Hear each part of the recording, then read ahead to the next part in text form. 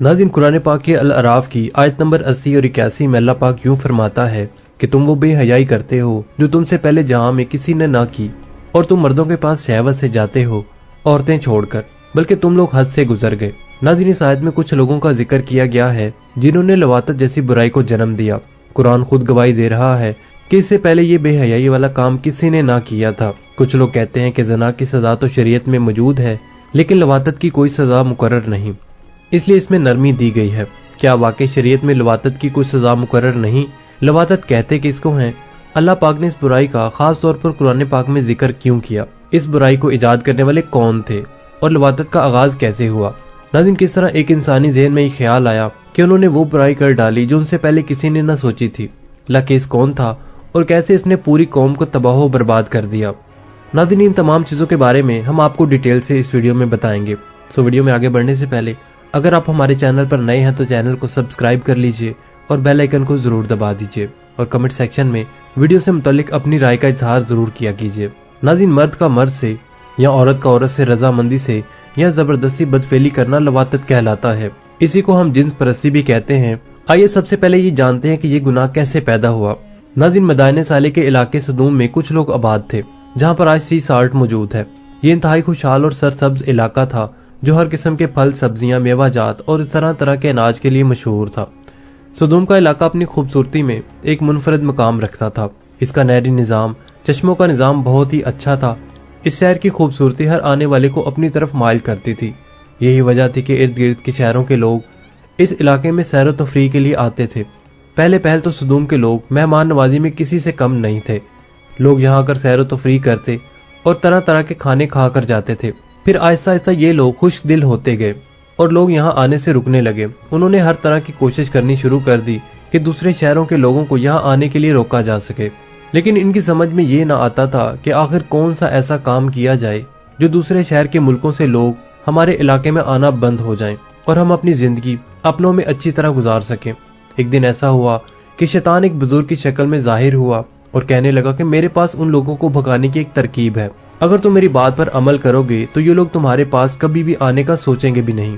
सबने शैतान की बात पर लब्बैक कहा और इस शैतान की बात मानने पर राजी हो गए। शैतान ने कहा कि अब जो कोई भी दूसरे शहर से आदमी तुम्हारे पास मेहमान बनकर आएगा तो उसके साथ बदफेली करना, तो वो भाग जाएंगे।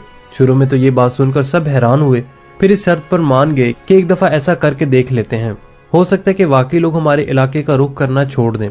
चंद दिन गुजरने के बाद शैतान एक हसीनो जमील लड़के की सूरत में मेहमान बनकर सदूम के लोगों के पास आया। सदूम के लोगों ने इतना हसीनो जमील लड़का पहले कभी ना देखा था। इतना हसीनो जमील लड़का देखकर सदूम के शहर के नामी ग्रामी और अमीर तरीन लोगों ने इस लड़के के साथ बदफेली कर दी।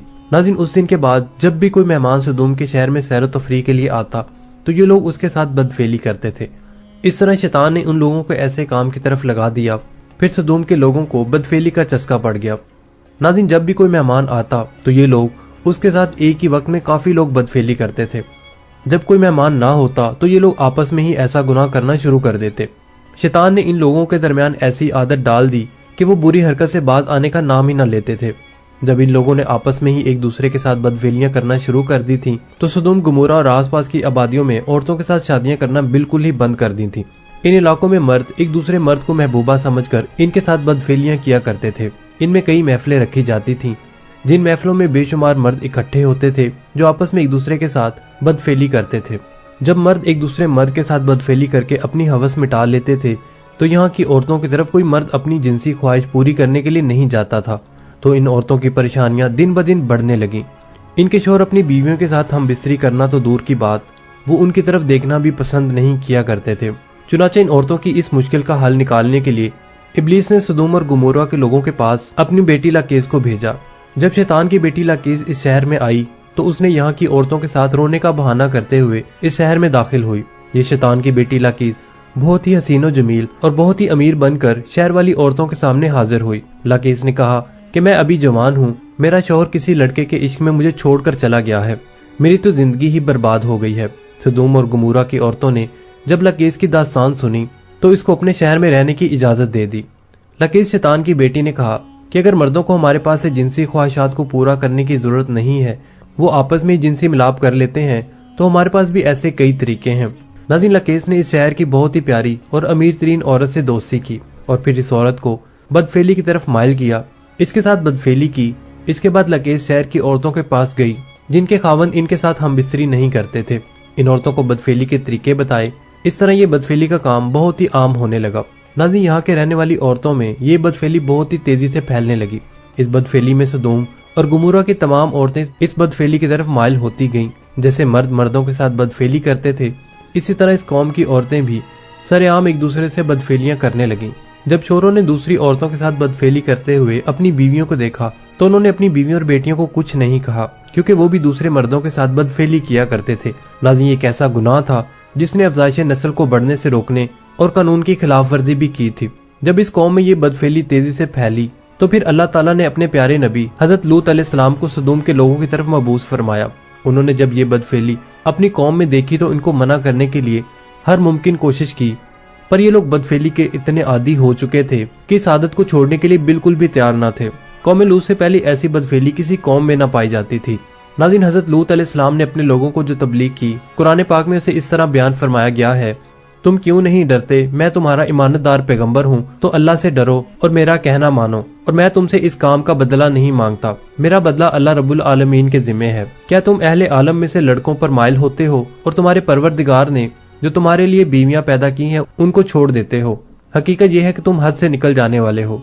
नाज़रीन, जब हजरत लूत अलैहिस्सलाम अपनी कौम से मायूस हो गए तो आपने अल्लाह ताला से दुआ की कि ऐ मेरे मौला, अब इन नाफरमान लोगों के दरमियान मेरी नुसरत फरमा। सूरह अनकबूत में जब हजरत लूत अलैहिस्सलाम ने अल्लाह ताला से ये दुआ मांगी तो हजरत जिब्राइल अलैहिस्सलाम अपने दो साथियों के हमरा अल्लाह ताला के हुक्म से पहले हजरत इब्राहिम अलैहिस्सलाम से मिले। फिर हजरत लूत अलैहिस्सलाम के इलाके में सदूम आ गए।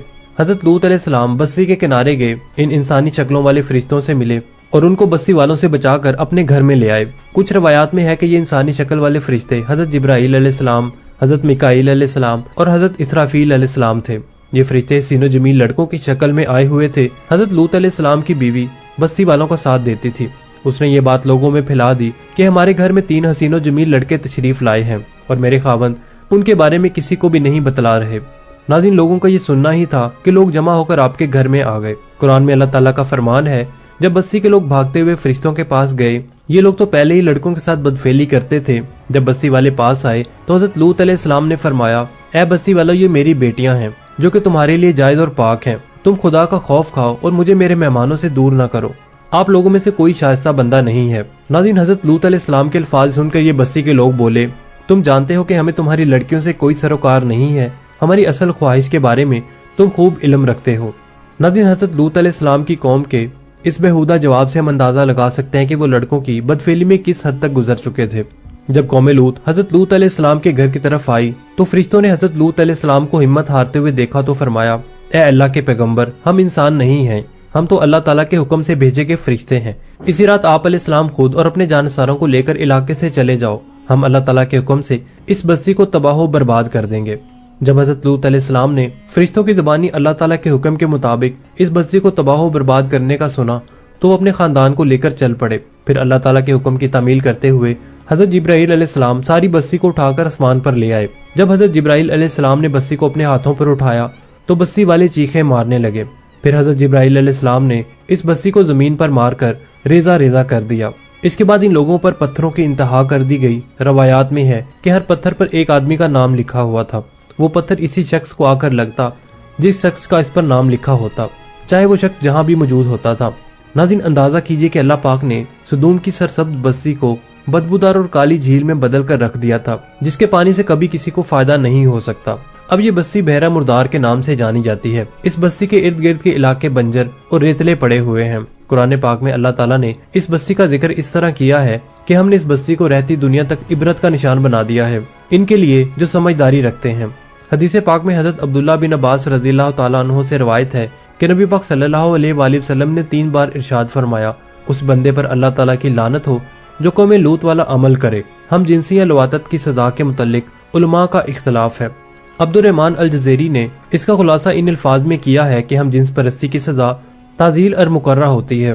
ताज़ीरात में हाकिम वक्त यानी कानून साज या अदालत को इख्तियार होता है कि मुजरिम को ऐसी सजा दे कि जिसे दूसरों को इबरत हो और कोई इस जुर्म के इर्तिकाब की जुर्रत न करे। नाज़रीन, केस की नोयत के एतबार से काजी मुजरिम को उम्र कैद, जुर्माना, मुल्क बदरी या सजाए मौत भी दे सकता है। خیر ناظرین، ایسا کبیرہ گناہ جس کے لیے اللہ تعالیٰ نے پوری بستی کو پلٹ کر رکھ دیا، سوچئے کہ جہاں یہ گناہ آج کل ہو رہا ہوگا تو کیا ان گھروں پر اللہ تعالیٰ کا عذاب نازل نہیں ہوگا؟ اللہ کریم ہمیں اس کبیرہ گناہ سے اپنی پناہ میں رکھے اور تمام شیطانی وسوسوں سے ہماری حفاظت فرمائے، آمین ثم آمین۔ ناظرین، کمنٹ سیکشن میں آمین لکھنا مت بھولیے گا۔